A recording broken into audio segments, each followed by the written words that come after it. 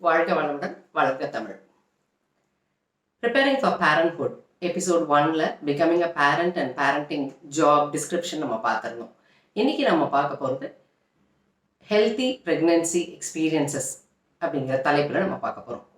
ஒரு கர்ப்பிணி பெண் எத்தகைய தகவல்களை அவங்க தெரிஞ்சு வச்சிருக்கணும் அப்படிங்கிற ஒரு விஷயத்தையும், ரெண்டாவது எப்படி ஆரோக்கியமான கர்ப்பகால அனுபவத்தை பெறுவது அப்படிங்கிற 2 விஷயம் நம்ம பார்க்க போகிறோம்.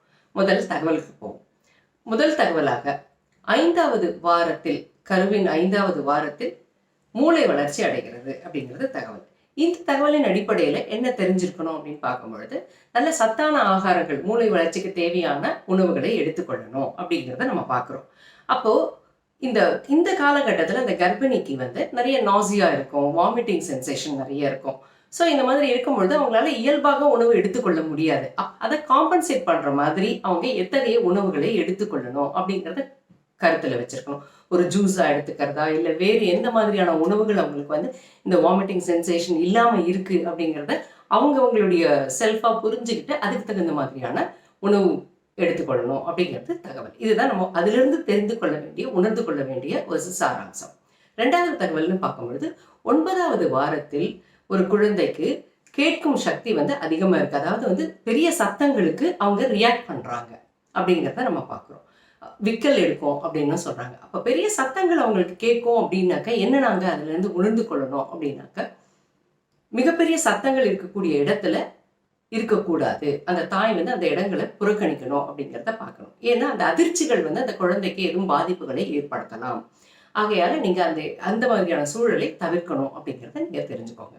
3வது தகவல், 1 மணி நேரத்தில் அந்த குழந்தையானது தன்னுடைய கை கால்கள் மற்றும் முகத்தை திருப்பும், அசைக்கும்னு சொல்றாங்க. 50 முறை அசைக்கும்னு சொல்றாங்க. அப்ப 50 முறை அசைவுகள் இருக்கும், ஒரு அப்ராக்சிமேட்டா சொல்றது இது. அப்ப நீங்க அப்படி இருக்கும் அப்படின்னாக்க என்ன புரிஞ்சுக்கிறீங்க அப்படின்னு பார்த்தா, உங்க குழந்தையோட ஆக்டிவ்னஸ் எப்பெல்லாம் இருக்கு, நீங்க தூங்கி எழுந்த உடனே அந்த மாதிரி இருக்கா, இல்லை உணவு உட்கொண்ட பிறகு இருக்கிறதா, இல்லை நீங்க இரவு உறக்கத்துக்கு போறதுக்கு முன்னாடி இருக்குதா, எந்தெந்த நேரங்களில் உங்க குழந்தையோட ஆக்டிவ்னஸ் இருக்கு அப்படிங்கிறத நீங்க உணர்ந்து கொள்ளக்கூடியதா இருக்கும். இப்போ அதற்கு தகுந்த மாதிரி நீங்க எப்படி இருக்கலாம், சௌகரியமா உட்கார்ந்துருக்க போறீங்களா, படுத்திருக்க போறீங்களாங்கிறத நீங்க பார்த்து கொள்ளணும் அப்படிங்கிறது ஒரு தகவல். அடுத்து நம்ம பார்க்க போறது செகண்ட் ட்ரைமஸ்டர்னு சொல்றாங்க. அதாவது 4 முதல் 6 மாதத்தில் என்ன மாதிரியான வளர்ச்சிகள் இருக்கு அப்படின்னு நீங்க பார்க்கும்பொழுது, ஏற்கனவே கேட்கும் சக்தி இருக்குன்னு நம்ம புரிஞ்சுக்கிட்டோம். இப்போ தன்னுடைய தாயுடைய குரலை அடையாளம் காணுது அந்த குழந்தை அப்படின்னு சொல்றாங்க. அப்ப கருவில் இருக்க குழந்தைக்கு தாயோட குரல் தெரியுதுன்னா, எத்தனையோ சத்தங்கள் இருந்தாலும் தன்னுடைய தாய் தன்னோட பேசுறாங்க, அவங்களோட குரல் இதுதான், ஏன்னா எப்பவுமே கேட்டுட்டு இருக்கிற குரல் அந்த குழந்தைக்கு. அப்போ இன்னும் ஆராய்ச்சிகள்ல என்ன சொல்றாங்கன்னா, ஒரு தாயினுடைய குரலை கேட்டுக்கொண்டே வளர்ந்து வரக்கூடிய அந்த குழந்தைக்கு, குழந்தை பிறந்த உடனே அந்த குழந்தைக்கு தன்னுடைய தாயின் மொழியை அது கேட்கும் பொழுது ரியாக்ட் பண்ணுதுன்னு சொல்றாங்க. பிறந்த குழந்தை தன்னோட தாயோட லாங்குவேஜ்ல யார் பேசினாலுமே அதுக்கு ரியாக்ட் பண்ணுது. அப்ப பாருங்க, அதுதான் தாய்மொழின்னு சொல்றாங்க. எதை கேட்டு வளர்ந்ததோ அந்த குழந்தைக்கு அது தாய்மொழியா இருக்குது. அப்போ இந்த தாயினுடைய குரலை அது அடையாளம் காணுதுன்னா, அதுல இருந்து நாங்க புரிஞ்சுக்க வேண்டிய தகவல் நம்ம முக்கியமா பார்க்கணும்.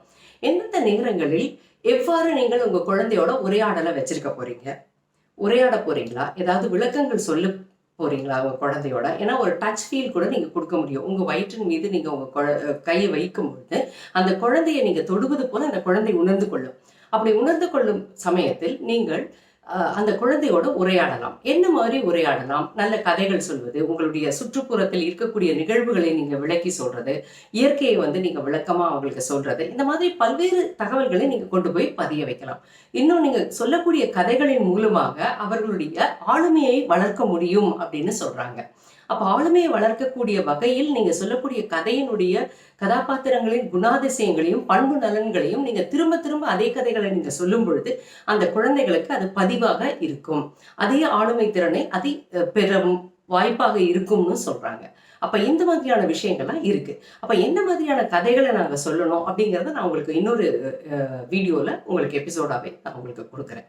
அதுக்கு இப்போ இந்த தகவல்களை நீங்க தெரிஞ்சு வச்சிருக்கிறது மூலம் உங்களுக்கு கர்ப்பகாலத்தின் வளர்ச்சிகள், அந்த குழந்தையினுடைய வளர்ச்சிகள் எப்படி இருக்குங்கிறத புரிஞ்சு கொள்ள முடியும். 2வது நம்ம பார்க்க போகிறது ஆரோக்கியமான அனுபவங்களை பெறுவது கர்ப்பகாலத்தில். அப்போ கர்ப்பகாலத்தில் முதல்ல கர்ப்பகாலத்துக்கு முன்னதாகவும் சரி, உங்களுடைய பர்சனல் ஹெல்த்தை நீங்கள் மெயின்டைன் பண்ணுவீங்க. அப்போ பர்சனல் ஹெல்த் நீங்கள் மெயின்டைன் பண்ணும்போது உங்களுக்கு ஏதாவது ஒரு பிரச்சனைகள் இருக்கலாம். ஒரு அலர்ஜி இருக்கலாம், அல்லது வந்து உங்களுக்கு உயர் ரத்த அழுத்தமோ, அல்லது வந்து மன அழுத்தம், அல்லது இதய கோளாறுகள், சில பேருக்கு வலிப்பு நோய்கள் கூட வரலாம். இப்படி ஏதாவது ஒரு பிரச்சனைகள் இருந்ததுன்னா நீங்கள் உங்கள் டாக்டர்கிட்ட சொல்லி விளக்கங்களை சொல்லும்போது உங்களுக்கு நல்ல ஆலோசனைகள் அவங்க வழங்குறாங்க. இது ஒரு பக்கம். ஆனால் இதையும் தாண்டி நீங்கள் கவனத்தில் கொள்ள வேண்டியது உங்களுடைய நெருங்கிய ரத்த உறவுகள், உங்களுடைய தாய், உங்களுடைய பாட்டி, அல்லது உங்களுடைய உடன் பிறந்த சகோதரிகள், அவங்க அடுத்து இருக்கக்கூடிய அதுக்கு முன்னாடி இருக்க ஜென்ரேஷன்ல இருந்தவங்க எல்லார்கிட்டையும் நீங்கள் நிறைய விஷயங்களை கேட்டு அறியணும். என்ன அப்படின்னாக்கா, கர்ப்ப காலத்தில் அவர்கள் எத்தகைய சவால்களை சந்தித்தார்கள், அவர்களுடைய பிரசவங்கள் எப்படி இருந்தது, அந்த அனுபவங்கள் அவங்களுக்கு எப்படி இருந்தது, இந்த மாதிரியான தகவல்களை நீங்க கேட்கும் பொழுது நீங்க எதுவும் பயப்படவே வேண்டாம். அதுல இருந்து நீங்க பெறக்கூடிய தகவலின் வாயிலாக நீங்க இன்னும் எவ்வளவு விளக்கங்களை நீங்க பெற்றுக்கொள்ளலாம். அதன் மூலம் நீங்கள் முன் எச்சரிக்கையாக எந்தெந்த விடயங்களை நீங்க தவிர்க்கலாம் அப்படிங்கிறத நீங்க பார்க்கலாம். அப்ப எந்த மாதிரியான சவாலை தவிர்க்கிறதுக்கு நீங்க என்ன நடவடிக்கைகள் தொடர்ந்து நீங்க செய்யணும், எதையெல்லாம் செய்யக்கூடாது அப்படிங்கிற விஷயத்த நீங்க புரிஞ்சிருக்கிறீங்க. அப்ப இதுதான் உங்களோட பர்சனல் ஹெல்த்ல நீங்க பார்க்க வேண்டியது. ரெண்டாவது நீங்க என்ன பார்க்கணும் அப்படின்னு பாத்தீங்கன்னா, பிராக்டிசிங் பிஹேவியர், ஹெல்தி பிஹேவியர் முக்கியமா. ஸோ என்ன ஹெல்த் பிஹேவியர்ஸ் இருக்கணும், என்னடா பிஹேவியர் அது இதுன்னு சொல்றோமே அப்படின்னு யோசிக்காதீங்க. அதாவது ஒரு ப்ராக்டிஸ் மேக்ஸ் அ மேன் பர்ஃபெக்ட்னு சொல்லுவாங்க. ஆனால் இப்போ என்ன மாற்றலாம் அப்படின்னு பார்த்தீங்கன்னா, கண்டினியூஸ் ப்ராக்டிஸ் பிரிங்ஸ் பர்ஃபெக்ஷன்னு சொல்லலாம். அப்போ கண்டினியூஸாக எந்த விஷயத்தையும், ஏன்னா நம்ம ஏதாவது ஒன்று கேள்விப்பட்டோம்னா உடனே ஆஹா நான் அதை செய்ய போகிறேன் இதை செய்ய போகிறேன்னு எல்லாருமே கிளம்புவோம். ஆனால் அந்த வேகம் தொடர்ந்து இருக்குதா அப்படின்னு பார்த்தோம்னா நிறைய பேர்கிட்ட அது இல்லை. அப்போ அந்த மாதிரி போயிடக்கூடாது. உங்களுடைய ஹெல்த்தி பிஹேவியர் வந்து தொடர்ந்து இருக்கக்கூடியதாக இருக்கணும். அப்போ அந்த கன்சிஸ்டன்சி உங்களுக்கு வளரணும். அப்போ ஒரு எக்ஸசைஸ் நீங்கள் செய்கிறீங்க அப்படின்னாக்கா, உங்கள் கர்ப்ப காலத்தில் எந்த மாதிரியான எக்ஸசைசஸ் உங்களுக்கு சரியானதாக இருக்கும், உங்கள் குழந்தையோட வளர்ச்சிக்கும் உங்களுக்கும் சௌகரியமாக இருக்கும் அப்படிங்கிறத நீங்கள் தெரிந்து வைத்துக்கொண்டு அந்த எக்ஸசைஸ் தான் நீங்கள் தொடர்ந்து செய்யணும். உடற்பயிற்சி. ரெண்டாவது பார்க்கும்பொழுது ஸ்விம்மிங் போகலாம். ஸ்விம்மிங் வந்து எல்லாருக்கும் போகக்கூடிய வாய்ப்பு இருக்காது. சில பேருக்கு ஸ்விம்மிங்கே தெரியாதுன்னு இருக்கலாம். அதை பற்றி நீங்கள் கவலைப்பட வேண்டாம். உங்களுக்கு அப்படி ஒரு சூழ்நிலை இருந்ததுன்னா நீங்கள் ஸ்விம்மிங் பழகுறீங்கன்னா எந்த மாதம் வரையிலும் நீங்கள் எப்படி பாதுகாப்பாக பழக வேண்டும் அப்படிங்கிறத நீங்கள் ஆலோசனை பெற்று அதை தொடர்ந்து செய்கிறது. ரொம்ப முக்கியமாக யோகாசனம்.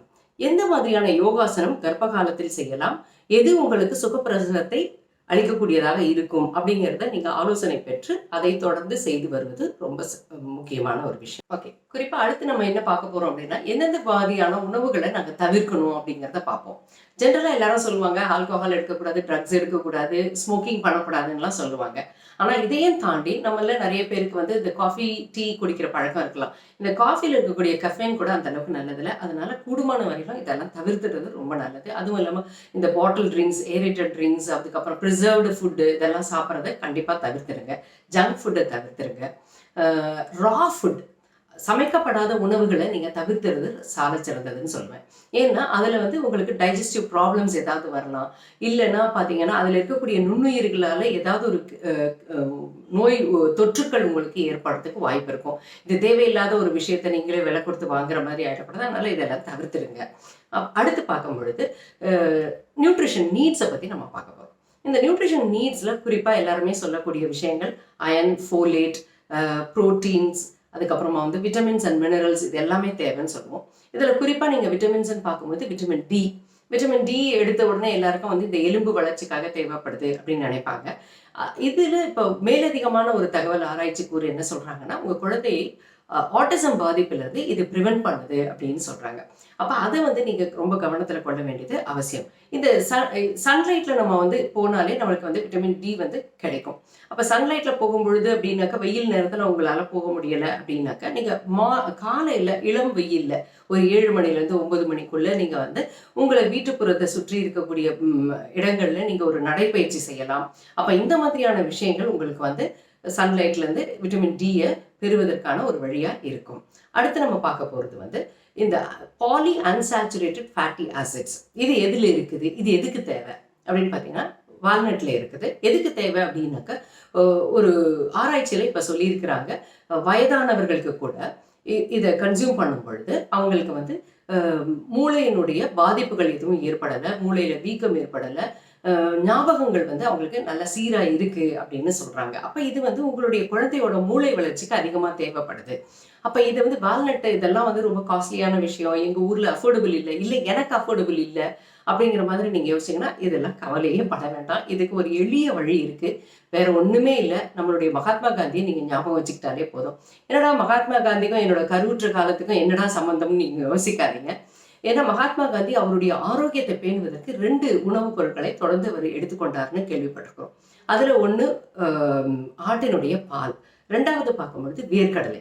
அப்போ இப்போ என்ன சொல்ல வரோம்னா, இந்த வேர்க்கடலையிலையும் இந்த வால்நட்டில் இருக்கக்கூடிய அதே பாலி அன்சாச்சுரேட்டட் ஃபேட்டி ஆசிட்ஸ் நிறைஞ்சிருக்கு. அப்போ நீங்கள் அதை எடுக்கும் பொழுது உங்கள் குழந்தைக்கு தேவையான அந்த சத்துக்கள் கிடைத்திடுது. அப்போ இந்த மாதிரியான நியூட்ரிஷன் நீட்ஸை வந்து நீங்கள் கவனத்தில் கொள்ளணும் அப்படிங்கிறது ஒரு தகவல். 4வதாக நாங்கள் இன்னொரு விஷயத்தை பார்க்கணும். அது வந்து உங்களுடைய ஆரோக்கியமான உங்கள் குழந்தையோட வளர்ச்சிக்கு, உங்கள் குழந்தை எப்படி புத்திசாலித்தனமாகவும் ஆரோக்கியமாகவும் வளரணும் அப்படிங்கிற நாலேஜை நீங்கள் பெற்றிருக்கணும். எப்படி வளர்க்கணும், எப்படியெல்லாம் அந்த குழந்தைய கருவில் இருந்தே நீங்கள் பாதுகாக்கணும் அப்படிங்கிற தகவலை நீங்கள் அறிந்து கொள்ளணும். நீங்களும் உங்கள் பார்ட்னரும் சேர்ந்து டிஸ்கஸ் பண்ணுங்க. உங்களுக்கு என்ன தகவல் இருக்குது, உங்களுக்கு என்ன தெரியும், அவங்களுக்கு என்ன தெரியும் அப்படிங்கிறத நீங்கள் கலந்து பேசி ஒருத்தருக்கு ஒருத்தர் அந்த நாலேஜை டெவலப் பண்ணிக்கோங்க.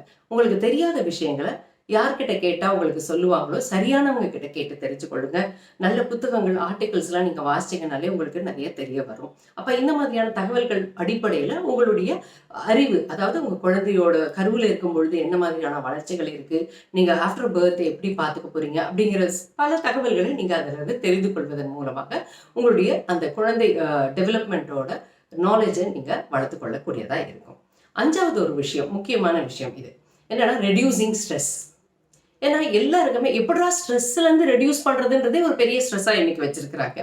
இதை ரொம்ப சிம்பிளாக நீங்கள் பண்ணலாம். 2 மெத்தட் தான். ஒன்று வந்து உங்கள்கிட்ட என்ன பிடிக்கும் அப்படிங்கிறத நீங்கள் நல்லா யோசிச்சு பார்த்து ஒரு லிஸ்ட் எழுதுங்க. 2வது பார்த்தீங்கன்னா, நீங்கள் எதை சிறப்பாக செய்வீர்கள் அப்படின்னு ஒரு லிஸ்ட் எழுதுங்க. உங்கள்கிட்ட என்ன பிடிக்கும் அப்படின்னு பார்த்தீங்கன்னா, எப்பொழுதுமே உங்களுக்கு எது பிடிக்கும்னா மற்றவங்க உங்களை பாராட்டக்கூடிய ஒரு விஷயம். நீங்கள் எதெல்லாம் சிறப்பாக செய்வீங்க அதை எல்லாரும் கண்டிப்பாக அடுத்தவங்களும் பாராட்டுவாங்க. நல்ல விஷயமா இருந்தால் எல்லாரும் பாராட்டுவாங்க. அப்போ எல்லாரும் பாராட்டுற விஷயம் உங்கள்கிட்ட இருக்குதுன்னா அந்த குணாதிசயங்களை, அந்த செயற்பாடுகள், எந்த மாதிரியான செயற்பாடுகள், எந்தெந்த செயல்களை நீங்கள் செய்வதன் மூலமாக மற்றவர்களுடைய பாராட்டை பெறுறீங்களோ அந்த மாதிரியான நல்ல விஷயங்கள் உங்களுடைய கர்ப்பகாலத்துக்கு ஏற்றவாறு இருக்கக்கூடியது. உங்கள் குழந்தைக்கு எதிர்ப்பாக இருக்கிற மாதிரியோ இல்லை உங்கள் ஆரோக்கியத்துக்கு எதிர்ப்பான விஷயத்தையோ கடைபிடிக்க சொல்லலை. உங்களுக்கு பிடிச்ச விஷயங்களை நீங்கள் செய்யுங்க. நீங்கள் சிறப்பாக செய்யக்கூடிய விஷயங்களை செய்யுங்க. 2வது பார்க்கும்பொழுது உங்கள்கிட்ட என்ன பிடிக்கும் அப்படிங்கிறத பார்த்தோம். அடுத்து எதை செய்தால் நீங்கள் சந்தோஷமாக இருப்பீங்க. உதாரணத்துக்கு ரொம்ப சிம்பிள், பாட்டு கேட்கறது நிறைய பேருக்கு பிடிக்கும், கதை கேட்கறது நிறைய பிடிக்கும், ரீடிங் ரொம்ப பிடிக்கும். அப்போ நீங்கள் ரீட் பண்ணக்கூடிய வகையில் நீங்கள் கதை ரீட் பண்ணுங்க. நிறைய ரீட் பண்ணும்பொழுது அதை வந்து உங்கள் குழந்தைக்கும் நிச்சயமாக அதை கவனிச்சுட்டு இருக்கோம். நீங்கள் ரீட் பண்ணும்பொழுது உங்கள் மனசால் அதை நீங்கள் வந்து உங்கள் குழந்தையோட உரையாடுறதுக்கும் சேர்த்துக்கொள்ளலாம். மியூசிக் கேட்கறது, மியூசிக்கில் நம்மளுடைய கர்நாடக இசை இருக்குது, அதுவும் இல்லாமல் எத்தனையோ இசைகள் இருக்குது. எதெல்லாம் உங்களுக்கு ரொம்ப அதிர்ச்சியை தராமல் மெல்லிசையாக மெலடி மாதிரி இருக்குதோ அதையெல்லாம் நீங்கள் கேட்கறது ரொம்ப நல்லது. இது எல்லாமே உங்களோட ஸ்ட்ரெஸ்லேருந்து நீங்கள் உங்களை எப்படி பாதுகாத்து கொள்வது. மேலும் உங்கள் கர்ப்பகாலத்தை பற்றின தகவல்களை நீங்கள் சேகரிக்கும் பொழுதே உங்களுக்கு ஒரு அவேர்னஸ் வந்துடுது. அந்த அவேர்னஸ்னால நீங்கள் தெளிவாக இருக்கிறீங்க.